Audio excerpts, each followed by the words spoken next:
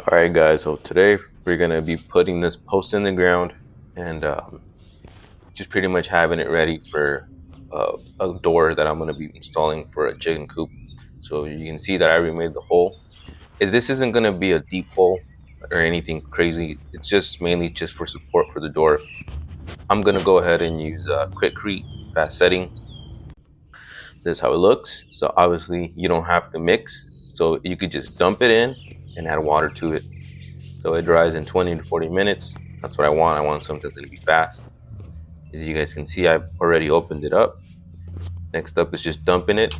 Just make sure that you got it nice and leveled. That whole bag went into that post. Obviously, if you have a bigger hole, you might need 2 bags or 3, right? It all depends on what you do. But with what I wanted, it was good.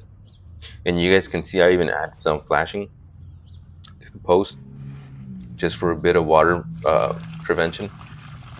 And like I said, just dump some water in that and give it some time. One thing you'll need, so I would recommend you get it, is a level. You could have these ones specifically made for posts, or you could just use your regular level like this one right here. And just make sure you constantly check this so that it doesn't move out the way and pretty much makes it becomes uneven. So constantly be checking it out and do both sides. And here you have it. We got, well, I'm gonna try to do it as level as I can, but you get the idea. You're gonna have to maneuver once it starts getting a little bit hardened. That's when you're gonna move it a bit, like right here, starting to thicken up. So that's when you can start putting some pressure on the sides to get it to where you want it. And there we go. Now again, we're gonna want to do it on both sides just to make sure. So once you get one side done, check the other, and just go back and forth. Just make sure you got it set up. Nothing crazy.